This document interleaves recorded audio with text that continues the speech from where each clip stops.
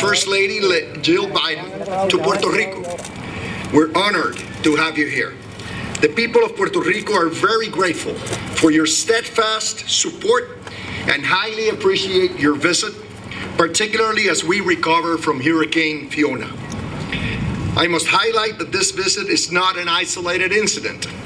It is yet another example of your commitment to the well-being of the American citizens of Puerto Rico, which you, Mr. President, and your administration have demonstrated with concrete actions for the past 19 months. My name's Joe Biden, and I don't want the headline to read, Biden brings storm to Puerto Rico. So I'm going to maybe have to cut this a little short. Let me start off by saying that Jill and I, and thank you very much for that lovely introduction. Jill and I we're anxious to be here. You know, I come from the little state of Delaware. It's not like the congresswoman from New York. She's from a big state. When the storms come again, which they will, they're not having the damage they caused before. I want to thank the members of Congress, the local officials, community leaders who have joined us today. Ever since the hurricane struck, Jill and I have had people in Puerto Rico on our minds and in our prayers. We came here in person to show that we're with you. All of America is with you as you receive and recover and rebuild.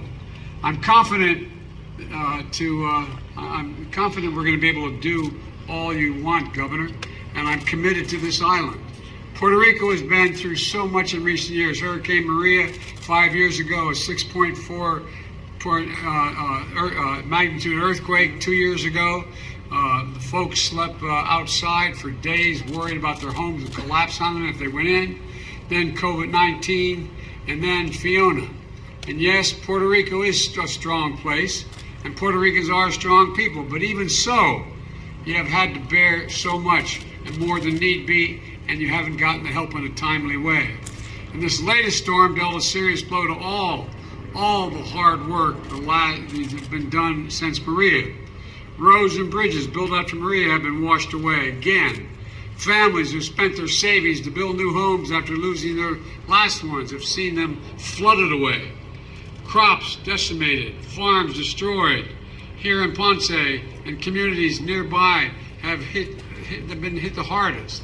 And for days, people live without power, without water. Some still, no idea when to be back again. And for everyone who survived Maria Fiona must have been an all too familiar nightmare. You know better than anyone that over time these losses add up. And so Puerto Ricans have lost loved ones in this storm and in the perilous disasters. And the number can feel abstract sometimes when you hear a number, but every number is a person, every life lived. We read the obituaries and remembrances, and they all feel like people we knew. Doting grandparents, devoted parents, christened children, longtime neighbors, people who cared about their community and made a difference. And they will not be forgotten. And then through these disasters, so many people have been displaced from their homes, lost their jobs and savings, or suffered injuries, often unseen, but many times seen. Yet somehow, the people of Puerto Rico keep getting back up with resilience and determination. Quite frankly, it's pretty extraordinary when you're looking from afar. And you deserve every bit of help your country can give you. That's what I'm determined to do, and that's what I promise you. After Maria, Congress approved billions of dollars for Puerto Rico, much of it not having gotten here initially. We're going to make sure you get every single dollar promised. And I'm determined to help Puerto Rico build faster than in the past and stronger and better prepared for the future. And that's why I approved emergency declaration in Puerto Rico before the hurricane. Governor, remember my call on you before the hurricane made landfall to deliver immediate federal funding to shelter people and provide essential support. Just a few days later, I approved an expedited major disaster declaration. That means federal government will cover 100% of the cost to clear debris and carry out search and rescue and continue to shelter people. It also means homeowners, renters, business owners are eligible to apply for federal help to recover damaged losses caused by Hurricane Fiona. federal government is going to provide individual assistance for up to $37,900 for essential home repairs, and another $37,900 for lost property as the law calls for, like a car or a refrigerator. Additionally, we've deployed more than 1,200 personnel from FEMA, the Army Corps of Engineers, the U.S. Coast Guard, the Department of Energy, the Environmental Protection Agency. They include search and rescue teams to assist survivors and power restoration experts. Power is now back, as you pointed out, governed at 92% of the island, and water is back at 95% of the island, thanks in part to the dedicated IBW workers and federal support staff. Now we have to get to 100%.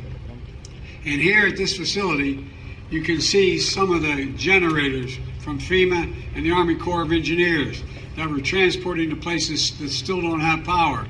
Here they're loaded onto trucks and brought to locations and hospitals and shelters, paired with fuel trucks so generators can be gassed up on site. My administration is also providing financial assistance to help families and individuals right away. Many families are scrambling to pay their bills right now to fill up their gas tank, to put food on the table. They can register at FEMA cash assistance for $700 to help cover the essentials for just a little while. So far, nearly 200,000 households across Puerto Rico have received this cash assistance. $700 won't replace what you lost, not even close, but it can help take care of some of the little basics while you catch your breath and get back on your feet. And FEMA has made crisis counselors available when you're, whether you're a survivor or a first responder. If you need help or just someone to talk to, people are here for you. The hotline number is 800-981-0023. I'll say it again, 800-981-0023. Don't be embarrassed to call. Whether you're Spanish or English-speaking, counselors will be standing by to help you. In times like these, Americans come together, and I'm grateful for our personnel of FEMA and other agencies for the hard work these past few weeks.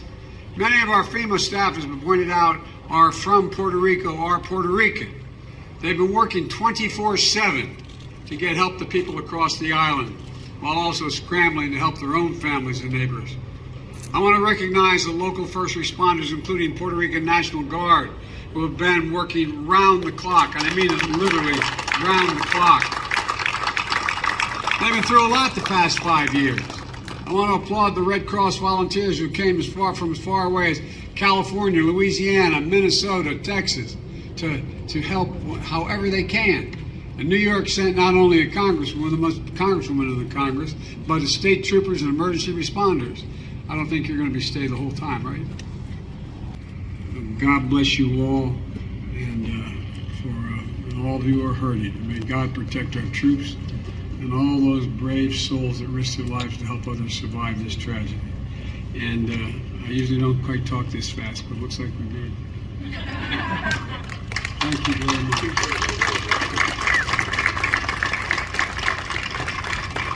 And I want to bring up the mind go. I was up in New York with the mayor and with the governor.